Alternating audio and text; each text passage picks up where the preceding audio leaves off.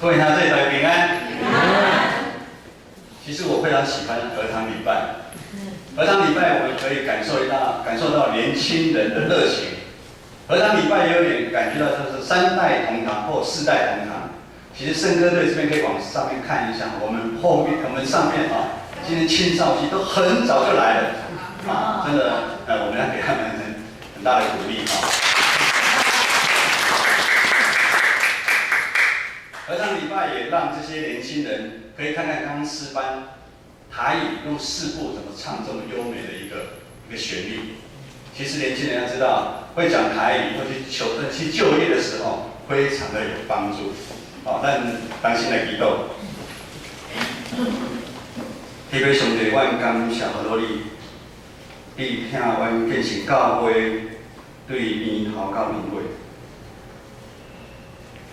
你帮助阮经过侪的苦难，侪的欢喜。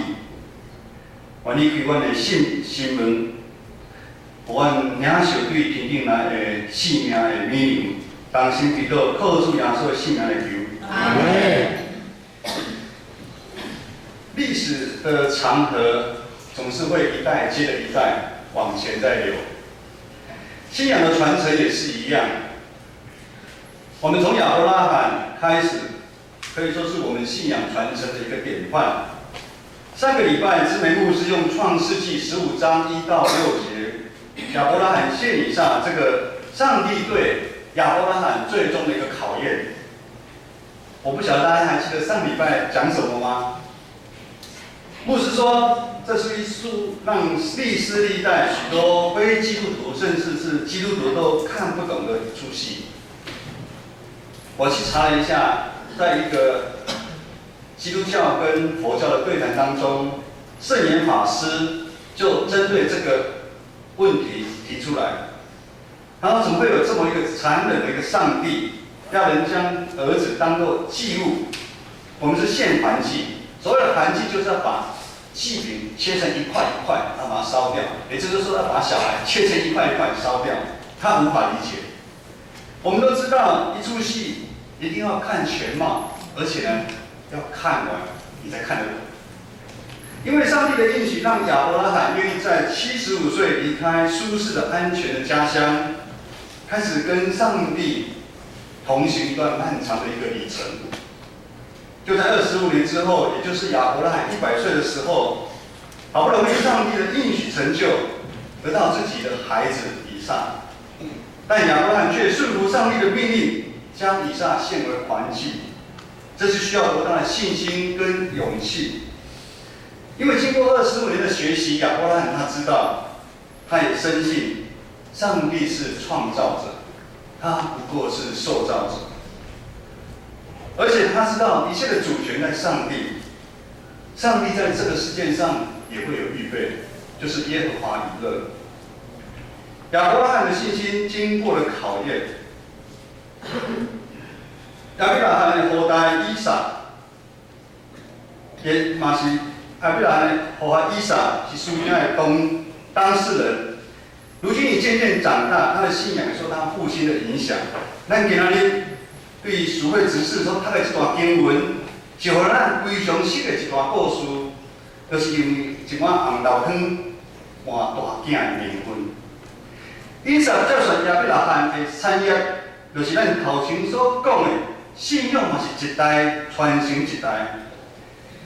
以撒这个家庭的情形，圣经记载真清楚。以撒疼伊的母利比加，利比加是亚伯拉罕一边叫人等于故乡来竞选的一个母。如今经过真多时间，竟然无法度生囝。以撒就为这项代志祈祷无煞，恳求耶和华上帝。耶和华上帝就互利比加怀孕生一个以撒甲雅各这两个双胞胎的兄弟啊。对这点咱知影，亚伯拉罕有将对上帝忠心顺服心志反映给以撒，因为以撒为了利比加的怀孕，祈祷耶和华上帝19年的时间。这是要有偌大的瓦靠甲信心，为了要生囝，祈祷19年。以撒40岁娶某，直到60岁时阵才生囝。今日的经文27节到37节，特别描写以撒这个家庭每一个人的故事。圣经安尼讲，大囝以扫个性较活泼，常常爱外口活动拍拉。小弟雅各个性恬静，常常留伫厝诶。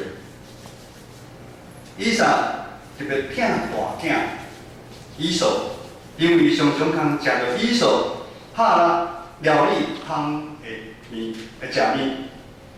入家这特别疼细汉囝雅各，因为雅各常常伫厝去陪妈妈，较听妈妈诶话。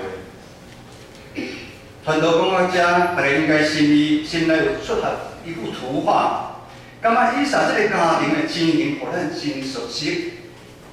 伫咱华人社会即款的家庭，算来嘛有真多。爸母疼，咱就以爸母疼细囝，公妈孙，那其他呢？查某孙、外孙，像我是第2个孙，无人听。爸母疼细囝，公妈疼外孙。但是爸母要做了共款公平，有伊真大的困难啊。有时毋是爸母无愿意啊，有真侪因素阻碍爸母来疼囝。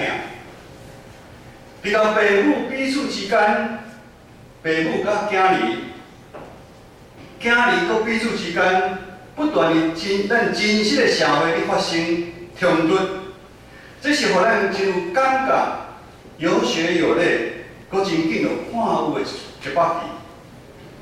因为伫现实的世界，咱可能是以撒入家真侪人的爸母的身份。咱可能嘛有是以扫甲雅各真侪人囝儿，还是兄弟姊妹的身份。当日子一天搁过一天，咱伫这环境下面成长，咱每一个人的内心加减，拢会渐渐毋知影中间变成一个款式。当一碗红豆汤的出现，却带来真大事件的发生。红豆汤成为导火线的一个媒介，将人藏在内心里面非常久的一个秘密、担心、欲望以及软弱，一一彰显出来。红豆汤震撼到让以扫将尊贵长子的名分卖掉。红豆汤震撼到让雅各要利用他处心积虑、不择手段，就是要得到长子的名分。咱生命的款式，受到咱原本咱出世的家庭的影响真大。咱若从安尼的款式带入咱成长的过程的中间，我们不管在求学的旅程当中，我们受我们原生家庭的影响很大。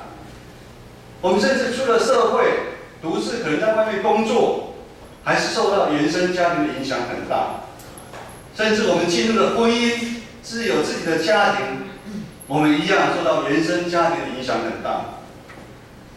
这款的款式会对咱一世人，这款的款式常常互咱陷入困境的中间。就如同牧师上个礼拜所讲的。带来互咱惊吓，咱毋知要怎样。咱的内心三不五时有一项互咱惊吓的事，我们想要抓住什么东西才可以抚平我们内心的那个伤痕，求得带来短暂的一个安全感。可能我们需要更多的金钱，或者是我们的成绩，以及我们需要一个地位，让人来尊重。我们需要有一个名声，让人家来尊重，让爱民主。还是其实我们只是盼望，我们需要父母亲就可以多关注一下我们这个不是细囝，嘛不是大孙，这第二个，还是第三，给我们一点点关爱的眼神，或者给我们一点点的赞美、肯定也好。我想每一个人多少都有这样的一个困境，因为我刚刚看到大家很多人在笑，可能你不是大孙，你也不是大囝，你就在笑，内心可能也有曾经有这样的不平安以及惊讶。传道本身在生命的旅程当中，也曾经陷入这样的困境，陪伴我好长好长的一段时间，真的是很辛苦又很累。我简单的说，传道的父亲是他是独子，传道有有个兄弟姐妹，我在家中不小心会刚好排行老二，忘记大囝，看你大孙，你大囝大孙大囝就关了，细汉孙从小大哥的学业以及在任何的表现都比我好，是父亲手中的宝贝，也是他未来盼望跟寄托。我知道父母亲很爱我们5个兄弟姐妹，在那个年代要拉拔我们，其实就非常不容易。但是总让我感觉到，深深心里面感觉到，父亲真的是一个重男轻女，而且也特别重视大哥。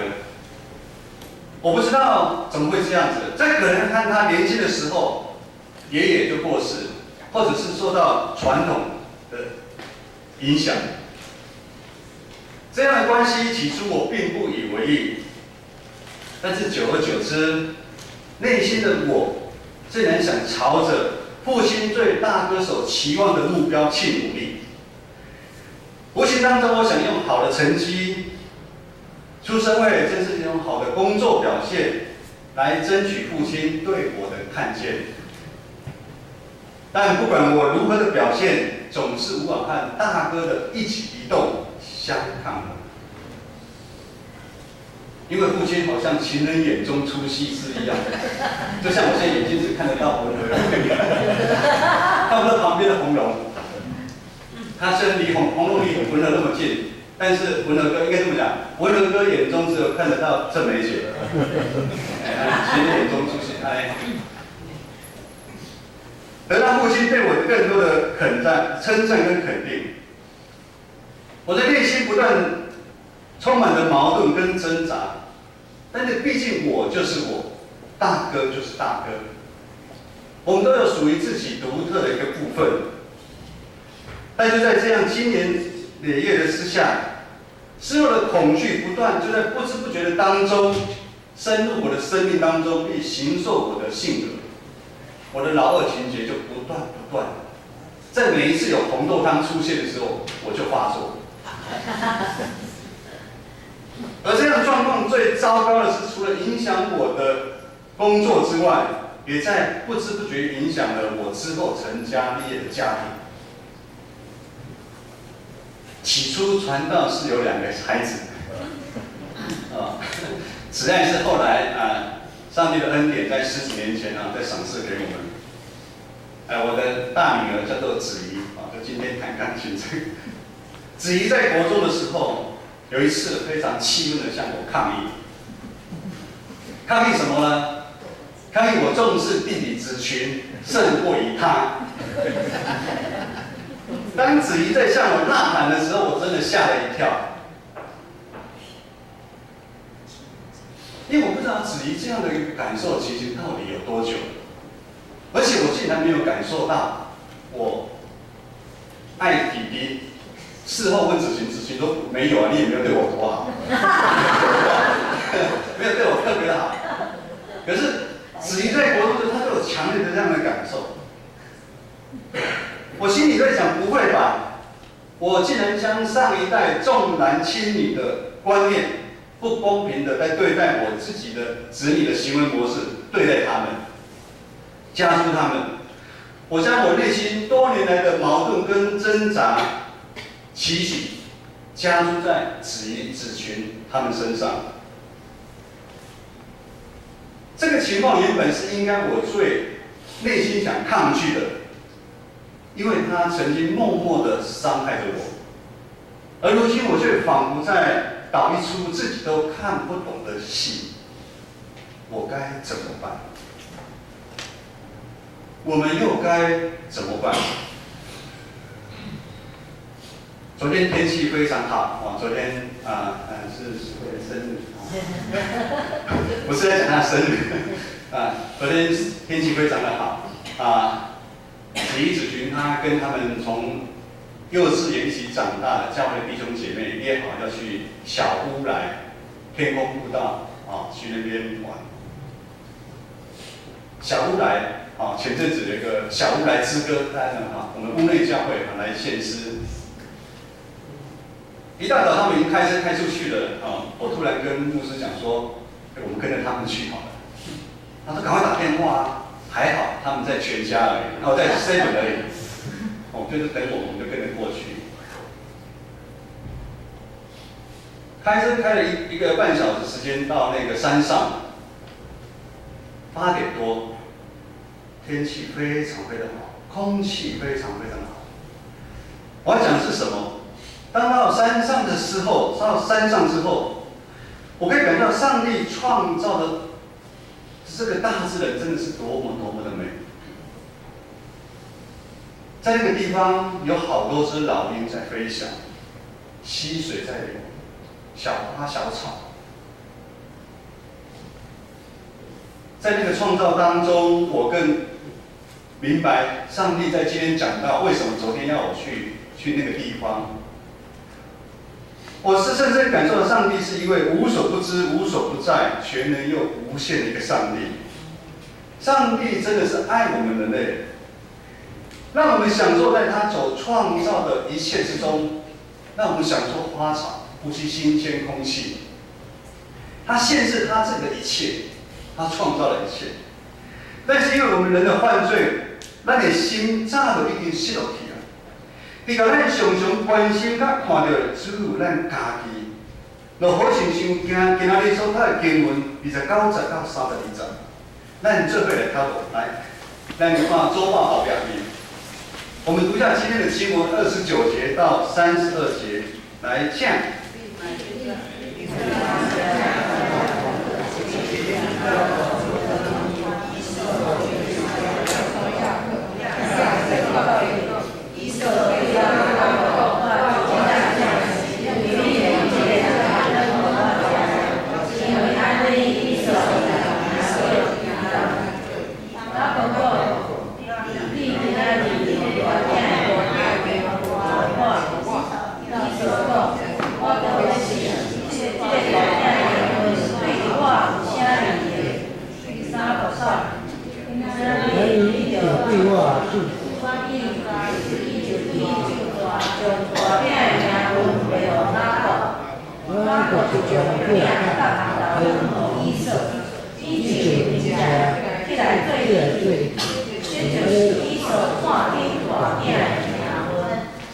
咱对29节到32节，咱要注意读，咱要注意看到，当中有好几个我。我真野仙，互我食，我拢要死啊！我有什么利益？我们常常大部分的时间就像以扫一样，想到的都是我自己的欠缺，看到的是我的需要。但是我们人是按照上帝的形象做创造，我们要知道上帝创造的记号，透过大自然，透过弟兄姐妹不断的在跟我们显现，上帝就是爱，上帝是愿意为我们牺牲，说限制他自己。上帝透过他所创造的，能够讲，咱台语讲的，一枝草，一片路，空中的鸡鸟，地上的走兽。是咱平常时的一块饼、一个食物、一个事件会发生，一段故事，不断上帝要完成伊美好的旨意。任何的事件都缺一不可。上帝爱世上的万物，上帝特别爱我们人类，他不愿意让我们一直活在从原生家庭来对我们的一个伤害，让我们现在罪恶的当中。让我们一代又一代的一直下去。就将他的独生爱子耶稣基督赏赐给我们。他愿意为我们每一位，你只要愿意相信他的人，他钉死在十字架上。耶稣基督所流的宝血，会将我们过往原生家庭我们所被控诉的部分，我们的咒诅的部分，我觉得在我们华人当中，这个就是一个咒诅。好像这个刚刚讲的，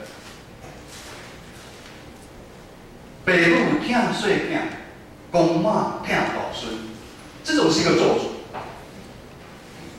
耶稣基督的宝血会将这些东西来除去，在基督爱的里面，我们都一切都旧的都会换成新的，一切都是新的，一切都改古换新。咱的身躯是新的，咱的心思意念嘛是新的，咱的行为嘛是爱是新的。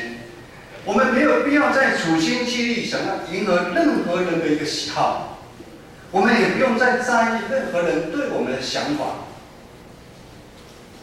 有时候我们的父母亲，你也不用太特别在意他对你的一个想法，因为在基督爱的里面，我们说这是他的宝贝的孩子。我们每一个人都是上帝要完成美好旨意计划中的那一个人，而且这一个人是缺一不可。咱唔通看见咱家己，咱每一人早就得到上帝的祝福，得到上帝大囝名分的一个人。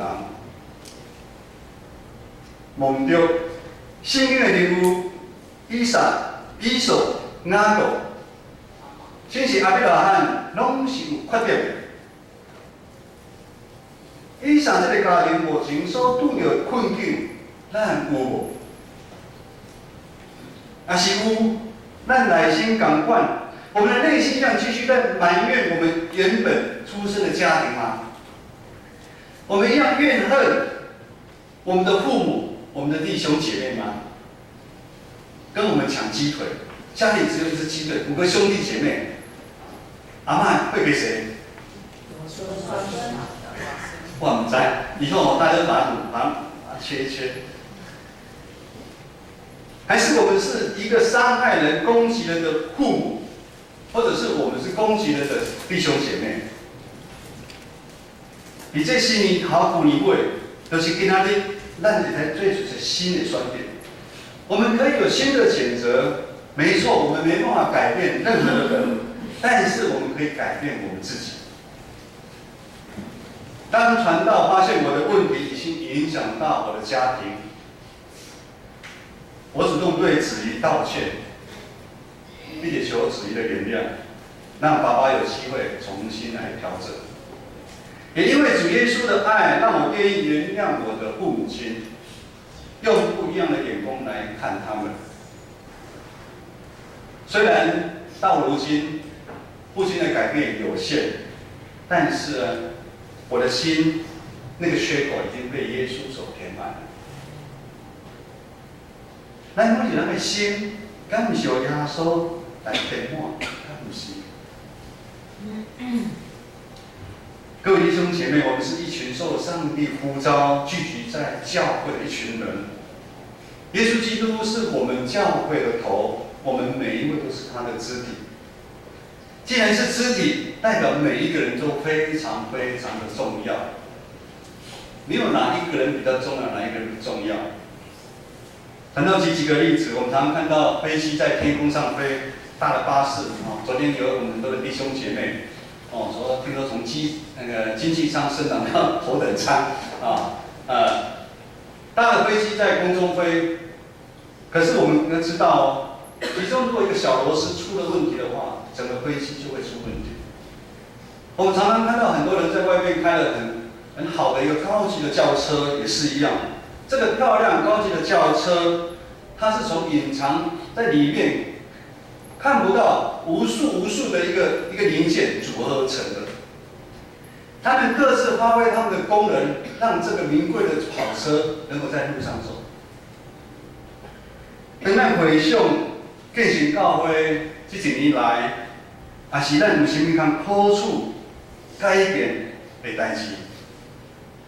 我段不是因为牧师传道，还是小会员、中职，伊有啥物特别的能力，还是啥物功劳？迄是因为咱每一位建成教会兄弟姊妹，大大小小，包含儿童主日学这些青少期，伫上帝听的中间，愿意将咱家己亲像一碗红豆汤献出来。在上帝爱的当中，我们愿意像仿佛那个红豆汤一样，把我们自己献出来。我们奉献我们的金钱、时间、才能、恩赐，参与教会许许多多的服事。在当中，我们又彼此相爱。有的弟兄姐妹，他们如炭火一样，有弟兄姐妹熄掉了，就有一些人去鼓励他们、安慰他们、激励他们。各位弟兄姐妹，在信仰的旅程当中，因为我们有了彼此，我们的生命才更多彩多姿，才更有魅力。我们每一个人，传道会说我们比较像这个不起眼的红豆汤，传道也是。但是这碗红豆汤不起眼，却是可以产生非常大的影响力。它是这么有魅力的。这个红豆汤就好像施了魔法一样，表面上看起来是以扫，因为他出卖了长子的名分，或者是成为雅各利用的工具。其实红豆汤它比较像是上帝对我们的一个计划一样，也是像上帝给我们一个人的恩赐跟才干。只要我们愿意看重上帝在我们生命当中所安排的一个职分，那你干起，我们不要去比较。其实长子大孙嘛才辛苦，大囝嘛才辛苦。我们一定要打破这个咒诅。我们慢慢去比较，我们只要尽心、尽性、尽力去服侍。我们在我们的生命旅程当中，我们尽量去做，这样我们就可以产生很大的一个影响。而我们的生命也才能够脱离老恶情节，我的生命才能得到真正的自由。感谢神，传道被这个老恶情节说实在话控制非常的久，不是说信主之后就没有。在子怡国中的时候，其实我们已经也信主的一阵子了。但是在真的子怡提醒我那个时候之后，我才开始重视之后，我才愿意把我的主权交给上帝。弟兄姐妹，在新的一年，传到盼望，我们都可以像那碗红豆汤一样，活得有恩典，活得有魅力。我们一起来祷告。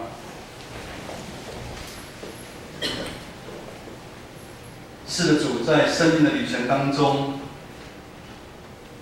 我们从小就要面对许许多多无数的风浪，无数的打击跟误解，以至于让我们在生命当中常有一块小缺口。唯有你在十字架上的牺牲的爱，可以将我们内心那个缺口来填满。因为也唯有从你而来的爱，才可以遮掩一切的罪过。新的一年，我们深深相信，基督复活的大能已经战胜死亡的权势。好像我们建成将的每一个弟兄姐妹，都可以骄傲的抬起头来，挺着胸，快步奔跑，在上帝的计划当中，成为那贵重的器皿，一辈子尽忠服侍主，荣神一人。祷告祈求奉靠耶稣基督的名求，阿门。